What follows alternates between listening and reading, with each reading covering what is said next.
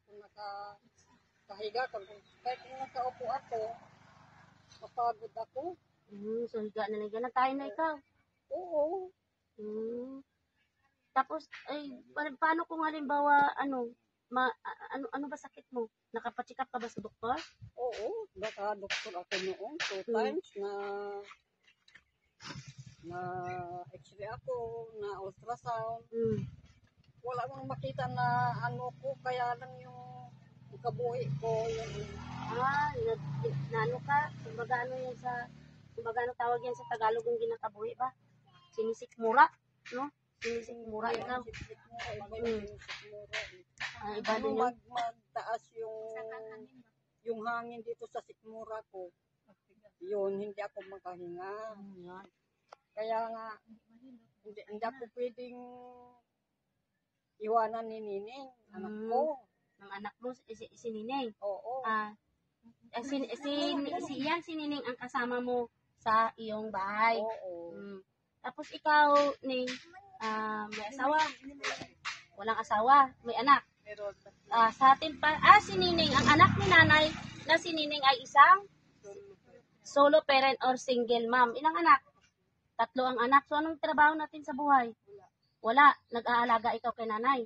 So, saan kayo kumukuha ng pang-araw-araw ninyo na pangangailangan? Binibigay ng mga naiyak na si Nining, guys. Iyak na rin ako eh. Lagi na lang ako iyak sa interview nito. So, mga di pa nga tayo natapos. Ang kasama mo sa bahay, tapos yung mga pangangailangan at gastusin natin sa bahay na Nining, saan tayo kumukuha? Binibigay, tapos may 3 ka mang mga anak. Ano yun? Nag-aaral ang 3? 2 at ito yung ang bunso mo. O, tapos kung halimbawa makahanap ka ng trabaho, walang makakasama si mamang mo. So, binibigay ng sino nagbibigay sa inyo ng mga pagkain nyo araw-araw? Mga kapatid ni mama mo at mga kapatid mo rin. So, yun ang araw-araw. So, pero hindi naman sa lahat ng panahon ay mayroon sila din, no? Kaya, tipid-tipid talaga kayo pag mayroong mga biyaya na dumating sa inyo. Ganon ang ginagawa nyo. Saan kayo kumukuha ng pambayad ng kuryente? Ganon. Dinalibre ni Manong Ronald. Nililibre ng iyong kapatid? Pinsan. Sa atin pa yung kuryente ninyo ay libre ng iyong pinsan. Saan yung bahay nyo pala? Yun. Yun ang bahay nila. Yan ang bahay nila. At dito si nanay nakatira.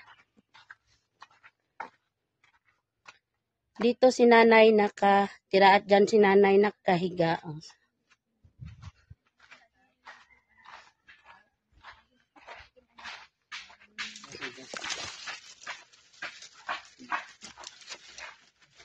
Nana lang.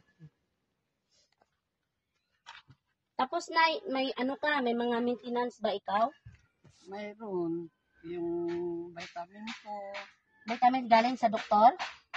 Oo, galing talaga sa doktor. Ito. Ano ito? Bigay lang. Binigay din yan sa iyo. Barley yan binigay sa iyo. Bigay ng kapatid ko.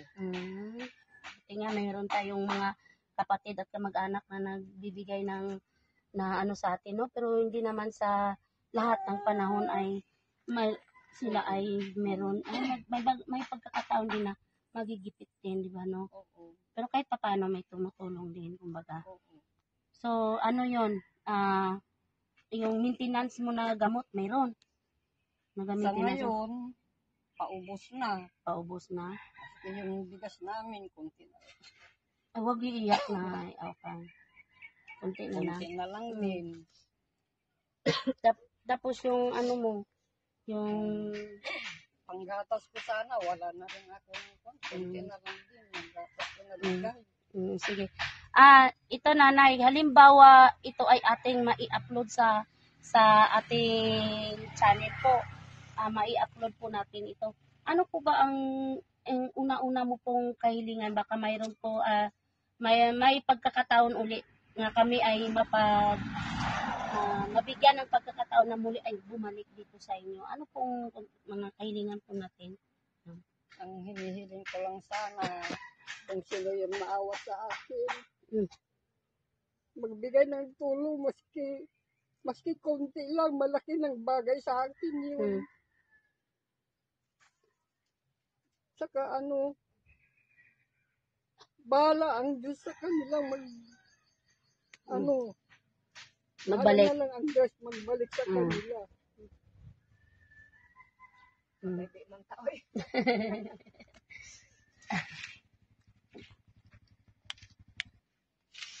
Ikaw, Ning, baka mayroon kang gusto ding sabihin sa ating mga may mabuting kalooban dyan na mga sponsor natin at baka muli kami ay makabalik dito sa inyong munting tahanan. Huwag ka na sabihin mo. Kung sino yung gustong tumulong sa amin na may magandang loob, kahit konti lang. Para matustusan ko yung mga anak ko, tapos yung kahit pangangailangan ni mamang. Kasi hindi naman ako makapagtrabaho. Kasi walang pwede iwanan. Yun lang. Kung hindi pa siya mahirap, hindi pa kinamag.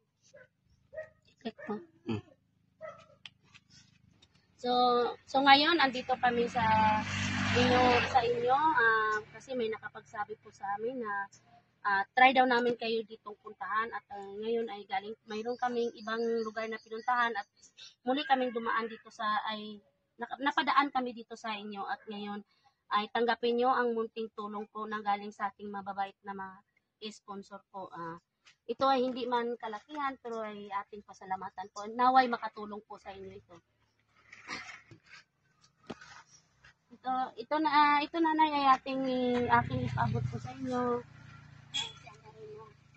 Nakatulong po ito sa inyo at kunting halaga po na galing po sa ating mababait na sponsor po. Maraming salamat po sa mga tumulong sa amin. Sana marami pa kayong matulungan na kagaya namin mahihirap. Maraming salamat talaga. Salamat sa Diyos. So ito na ngayon natapos na ang ating mission sa araw na ito.